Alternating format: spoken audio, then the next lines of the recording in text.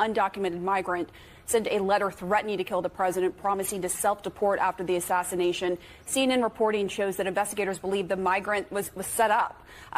It was a victim of a setup. What is the administration going to do now? Well, I want to clarify what you mean, so we're talking about the same thing.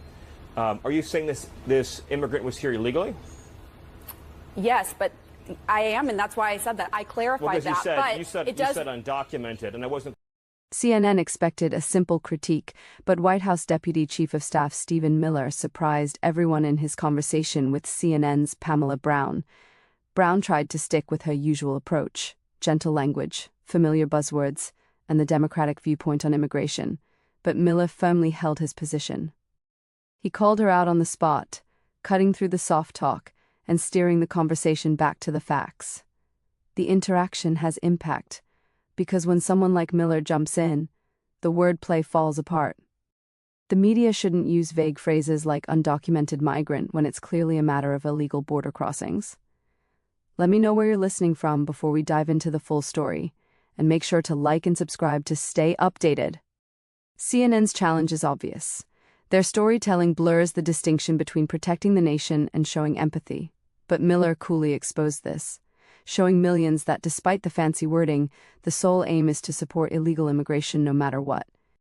At this point, Pamela Brown found out what happens when you have someone on who knows the law inside and out and isn't hesitant to use it. As an undocumented immigrant, I do want to note that, but this was someone who came forward, was a victim of a crime, and now law enforcement believes he was set up. Go ahead. I'm assuming they have a fake ID. I'm assuming they have a fake social security number. That's neither here nor there. That's getting away from the question, Stephen. I want this to be, and call me naive, a good faith discussion about what's happening right now. But when we use language that's designed to obscure the truth, that's not good faith. All right, an illegal alien is an illegal alien. They're not an undocumented migrant. Okay, that's fine. That's another discussion for another day. I don't know the details of the assassination threat. All I can say, based on what you're telling me, is there's an illegal alien in our country who's making menacing threats. Regardless of the facts or circumstances, we don't want him here. We're going to get to the bottom of it, and I would gladly come back on when I have more information to share with you. They were set up, just to be clear. But quickly, where is the White House on habeas corpus? The illegal alien was treated unfairly. Yes, I'm sure the illegal alien was treated very unfairly. Here's a classic case of what unfolds when someone holds their own. Pamela Brown attempted to soften the scenario by labeling an illegal immigrant as an undocumented migrant, which conjured up the picture of a temporary worker coming for a season's harvest. But Stephen Miller wasn't going to let that slide. He sliced through the wordplay, and you could practically see Brown getting visibly uneasy. This highlights the real issue with how some people discuss immigration. It's not about using facts to win. It's about using clever language and slick terms to blur the lines between what's legal and what's not. For a while, this approach was effective. The public began to think that the term undocumented sounded less harsh. However, once it's clarified that undocumented actually means in the country illegally, the conversation changes, and people lose interest in continuing that debate because the reality is exposed. What Miller expressed wasn't shocking or controversial. It was a viewpoint that most Americans would have agreed with 20 years ago. If you enter a country without permission, you're considered an illegal immigrant, plain and simple. These days, expressing this kind of clear-cut view often leads to charges of being unfriendly, not because the statement is false, but because it challenges the smooth storyline of kind-hearted, no-strings-attached open borders.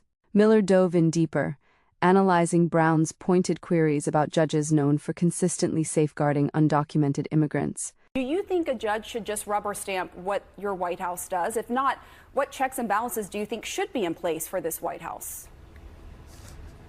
It is not the job of a district court judge to perform an individual green light or red light on every single policy that the president takes as the head of the executive branch. Just think about the premise baked into your question, respectfully, Pam.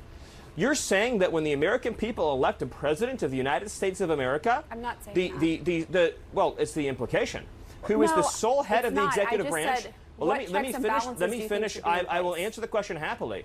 But look, when you have these kinds of lazy assumptions built into questions, it makes it hard to have a constructive What dialogue. is a lazy assumption? I said you all had to win. You said no. You said is it my expectation? I'm speaking you said, because is it now my, you're putting. You said is it my expectation? It's not just you. It's the whole media. In other words, when you I know hear you a want to sentence loop like us on. It is a completely no, fair question. You say judges who rule against the White House and I will go rogue. gladly answer it. When you say, do we think district court judges should rubber stamp each action? There is a premise that is built into that is absurd. The president is the sole head of the executive branch. He's the only officer in the entire government that's elected by the entire American people. Democracy cannot function. In fact, democracy does not exist at all if each action the president takes, foreign policy, diplomatic, military, national security, has to be individually approved by 700 district court judges. That's democracy. So if there's 15 communist crazy judges on the court, that each of them as a team working together can block. Miller hits the nail on the head. CNN is trying to paint President Trump's criticism of activist judges as some sort of outrageous conspiracy, but in reality, it's far from that. These judges aren't neutral enforcers of the Constitution. They're appointed with specific views. Again and again, they deliberately obstruct deportations, put off tariffs, and weaken executive power. Take a look at Judge James Boasberg. As an example, he intervened to pause the deportation of Venezuelan gang members, citing due process, while leaving regular Americans to deal with the aftermath. This isn't just an isolated case. Since 1963, almost half of all nationwide injunctions against a sitting president have been aimed at Trump's policies. It's not by chance, it's a recurring trend. In truth, these judges aren't really protecting the Constitution. They're advancing a political agenda. Every time Trump tries to implement the law, they repeatedly reinterpret it from the bench to fit their personal beliefs. That's why Miller's response hit so hard. He wasn't merely setting Brown straight. He was exposing how activist judges have been twisting the law to fit their own agendas against what the public wants. When it was all said and done, it was obvious. Pamela Brown was noticeably rattled on screen as Miller methodically and smoothly wrapped up his argument. A district court judge has no authority in this space whatsoever, not even a little bit, not even a small amount, let alone it is true. So answer me this, why did Congress create Article 2 immigration courts? Because they didn't want Article 3 courts, and in fact prohibited Article 3 courts from adjudicating individual cases. Okay. Is it really your belief, as if it is, that's breathtaking to me, that when we're deporting an illegal alien, we have to get permission from an Article 3 district court judge? Okay. Like a trial judge? Is that your view? It's how the law works and the Constitution works. No, the law says explicitly that individual immigration cases fall underneath the Attorney General of the United States under Article 2. And the Article 3 courts have been stripped of jurisdiction wholly in this area. There is a law, and it's a temporary protected status that says it's not subjected to judicial review, but that does not apply to all immigration issues. It's one law from Congress. Well, first of all, I'm glad that you're conceding that TPS rulings are unlawful. But the entire structure of the Supreme Court weighed in on that. I am saying yes. The Supreme Court said the Trump administration was right on that issue. One of many twice examples. Here's the heart of the issue. Article 2 of the Constitution states that it's up to the executive branch to enforce laws. So it's clear that it's the president's responsibility to make sure laws are implemented, not the job of judges who aren't elected.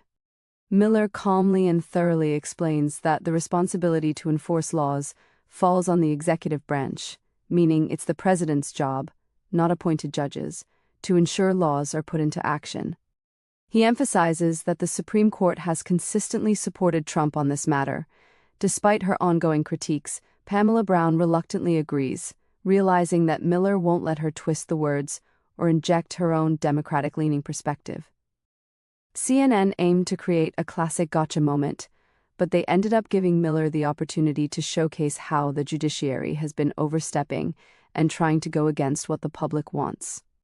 To give you some background, the conversation is probably about Ramon Morales Reyes, a 54-year-old Mexican guy who allegedly sent a death threat to President Trump through the mail in May 2025. At first, Homeland Security Secretary Kristi Noem claimed Ramon Morales Reyes, who they called an illegal alien, was in ICE custody. However, a later investigation revealed he had been mistakenly accused, Morales Reyes, a dishwasher in Milwaukee, was in fact a victim of a separate robbery in 2023. He had filed for a U visa, which provides protection for undocumented individuals who help law enforcement. In the meantime, prosecutors in Milwaukee accused Demetric Scott of identity theft and interfering with a witness.